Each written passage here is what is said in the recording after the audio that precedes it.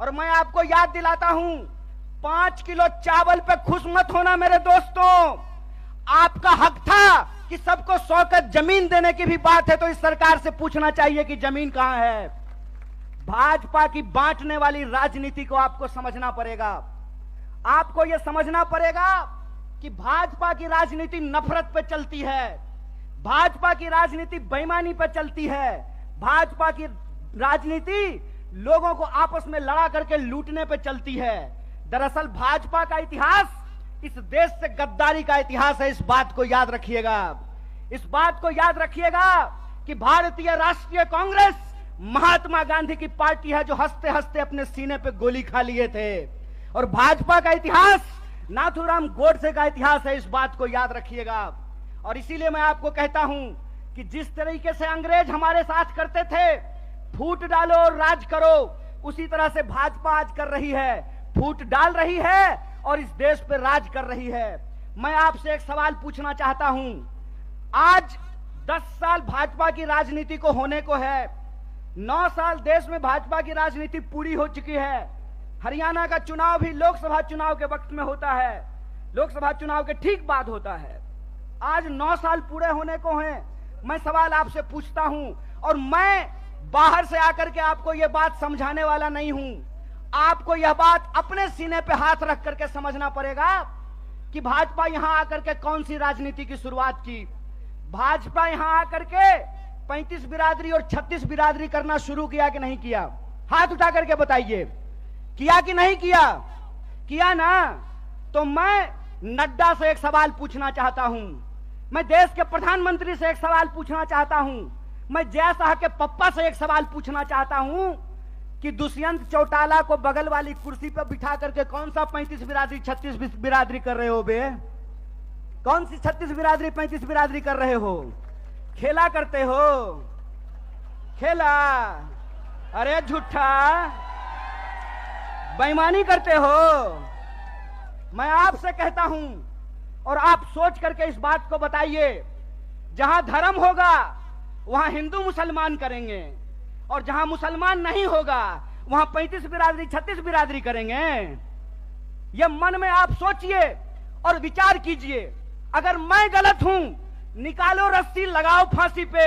अगर तुम गलत हो तो लोकतंत्र में तुम्हारी बेईमानी का भी एक एक हिसाब लिया जाएगा। इस बात को याद रखना, इस बात को याद रखना कि इस देश के अंदर जब लोग न्याय की बात करते हैं, जब लोग अपने हक की बात करते हैं, जब किसानों की आमदनी दोगुनी करने की बात करते हैं, जब नौजवानों को 2 करोड़ नौकरियों की बात करते हैं, महिलाओं के सम्मान की बात करते हैं, इस देश में गरीबी को कम करने की बात करते हैं, तो आप उसको देशद्रोही बोलते हैं। और आपके बंटवारे की राजनीति में अगर कोई शामिल हो जाए, कोई धर्म के आधार पर देश को जो लड़ाने की राजनीति है उसका हिस्सा बन जाए, जो समाज को जात के नाम पे लड़ाने की राजनीति है उसका हिस्सा बन जाए, तो जब बाहर थे तो विरोधी थे और आपके बगल में आकर के बैठ गए तो माला पहनाते हो रे बेईमान। अरे कौन सा ऐसा वॉशिंग मशीन है रे कि जब कांग्रेस में रहता है तो चोर होता है और तुम्हारा पार्टी में जाकर के ईमानदार हो जाता है रे झूठा। देश को ठगते हो, देश को ठग के बेईमानी करते हो। तो हमको एक सवाल का जवाब दीजिए। ये 35 बिरादरी 36 बिरादरी कहते हैं और नारा लगाते हैं सबका साथ सबका विकास। अगर सबका साथ सबका विकास नारा है तो हरियाणा में 35 बिरादरी 36 बिरादरी कौन कर रहा है? भाजपा इस सवाल का जवाब दे। ये सवाल मैं पूछना चाहता हूं, और मैं ये सवाल पूछना चाहता हूं कि हरियाणा के इस तरफ पानीपत में, सोनीपत में 35 बिरादरी 36 बिरादरी, यमुना जी के उस पार 35 बिरादरी 36 बिरादरी नहीं। बोलिए सोच करके, यहां वोट चाहिए, वहां वोट नहीं चाहिए, और वहां वोट चाहिए और यहां वोट नहीं चाहिए। नदी पार करते हुए ही बेईमानों का ईमान बदल जाता है। यमुना के पार अलग राजनीति बागपत में, यमुना के इस पार सोनीपत में अलग राजनीति। इस खेल को हरियाणा के लोगों को समझना पड़ेगा, इस खेल को जींद के लोगों को समझना पड़ेगा। और याद रखिएगा, जब जब नींद से उठता है जींद, तब तब आती है हरियाणा में बदलाव और हरियाणा में आती है क्रांति। इसीलिए मैं आपसे आग्रह करने के लिए आया हूं कि आपको समझना पड़ेगा कि देश के भीतर जो सच्चाई है वो हकीकत हमको अपनी आंखों से देखना पड़ेगा। क्या नारा लगाए थे? बहुत हुआ महंगाई का मार, अब की बार मोदी सरकार। तो सिलेंडर 1200 रुपया में इनका चचा बेच रहा है। बताइए, पेट्रोल डीजल 100 रुपया लीटर मिल रहा है। क्या नारा लगाए थे कि हर साल 2 करोड़ नौकरी देंगे। 9 साल हो गया है, अभी टीवी पर प्रचार आएगा 9 साल बेमिसाल। तो मैं देश के नौजवानों से कहता हूं, हरियाणा के नौजवानों से कहता हूं, 9 साल देश बेहाल। पूछो कि 9 साल में 18 करोड़ नौकरी क्यों नहीं है? यह सवाल प्रधानमंत्री से पूछना जाना चाहिए। और आपने कहा था ना कि किसानों की आमदनी हम दुगनी कर देंगे। किसानों को 1 साल तक इस दिल्ली के बॉर्डर पे जाकर के आंदोलन करना पड़ा था। सैकड़ों किसानों को अपनी जान गंवानी पड़ी थी। और ये जिसका जिसका नाम लेते हैं ना, उसके साथ बेईमानी करते हैं। 9 साल दोस्त बेमिसाल, 9 साल देश बेहाल। यह सच्चाई देश के लोगों को समझना पड़ेगा। पहले किसानों को ठगा, फिर जवानों को ठगा। बोलिए, अग्निवीर आया है कि नहीं आया है? आया है ना। तो एमपी बनेगा 4 साल के लिए, एमपी बनेगा 5 साल के लिए, अग्नि बनेगा 4 साल के लिए। बोलिए, बेईमानी है कि नहीं है? है ना। तो आप जींद के लोग हैं ना, कड़कड़ा के बोलिए बेईमान को बेईमान, चोर को चोर बोलिए, बेईमान को बेईमान बोलिए। हमारा लोकतंत्र का अधिकार, ये हमारा ईमान है कि बेईमान को बेईमान बोलेंगे। अगर प्रधानमंत्री 5 साल का हो सकता है तो सिपाही 4 साल के लिए क्यों होगा? अगर एमपी को पेंशन मिल सकता है तो बेल्ट की नौकरी करने वाला कांस्टेबल को पेंशन क्यों नहीं मिलेगा? ये सवाल पूछिए। ये सवाल पूछिए कि अगर प्रधानमंत्री को पेंशन मिल सकता है तो मास्टर साहब को पेंशन क्यों नहीं मिलेगा? प्रोफेसर साहब को पेंशन क्यों नहीं मिलेगा? सिपाही को पेंशन क्यों नहीं मिलेगा? सेना में नौकरी करने वाले को पेंशन क्यों नहीं मिलेगा? और मैं अपने बड़े भाई दीपेंद्र साहब के सामने आपसे वादा करता हूं, कांग्रेस का हाथ मजबूत कीजिए, भारतीय राष्ट्रीय कांग्रेस को लेकर के आइए। हमने हिमाचल में ओल्ड पेंशन स्कीम लागू किया है, हरियाणा में भी ओल्ड पेंशन स्कीम को लागू करेंगे। इस बात को याद रखिएगा। इसीलिए हम कहते हैं कि यह देश एक बदलाव चाहता है। हम मानते हैं कि आपको हमसे कुछ नाराजगी होगी।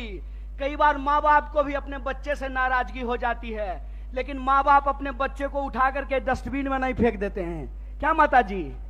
फेंक देते हैं। तो भारतीय राष्ट्रीय कांग्रेस आपकी पार्टी है और भारतीय राष्ट्रीय कांग्रेस का मुद्दा आपका मुद्दा है। और हम देश के प्रधानमंत्री नहीं हैं कि झूठ बोलेंगे, आकर के आपको जबरदस्ती कहेंगे कि हमारा जींद से बहुत पुराना नाता है। अरे प्रधानमंत्री जी, जींद से आपका पुराना नाता है ना, तो एक और मेडिकल कॉलेज यहाँ खुलवा दीजिए। रास्ता में आते हुए सड़क पे बहुत सारा गड्ढा है, यहाँ के लोगों को इलाज कराने के लिए हिसार जाना पड़ता है, यहाँ के लोगों को इलाज कराने के लिए दिल्ली जाना पड़ता है। अगर आपका नाता है तो जींद के लोगों को ठगना बंद कीजिए, क्योंकि जींद के लोग अगर जाग गए तो जींद हरियाणा की राजनीतिक राजधानी है और हरियाणा में बदलाव से कोई रोक नहीं सकता है। अगर आप परिवर्तन करेंगे तो हमारा वादा है कि हरियाणा को हम बेरोजगारी में नहीं, रोजगार में नंबर 1 बनाएंगे। हम हरियाणा के लोगों को, हरियाणा के नौजवानों को रोजगार से जोड़ेंगे। भारत जोड़ो यात्रा का संदेशा बिल्कुल साफ है।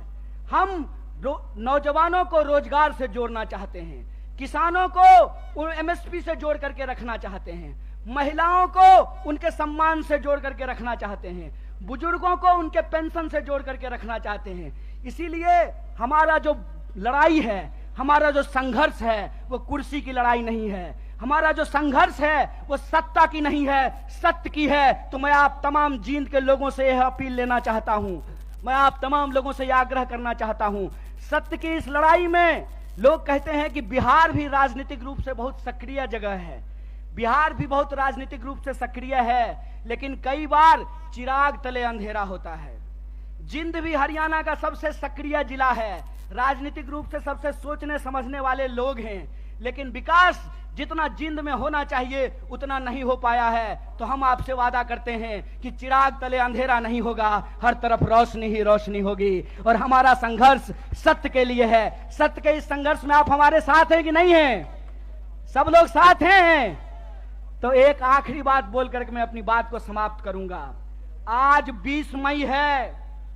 आज हमको दीपेंद्र साहब को भी शपथ ग्रहण समारोह में होना था, लेकिन हमने जींद से वादा किया था, अपने भाई से वादा किया था कि हम जनता के बीच में रहेंगे और सिर्फ कर्नाटक में नहीं, अगली बार हरियाणा के शपथ ग्रहण में शामिल होंगे।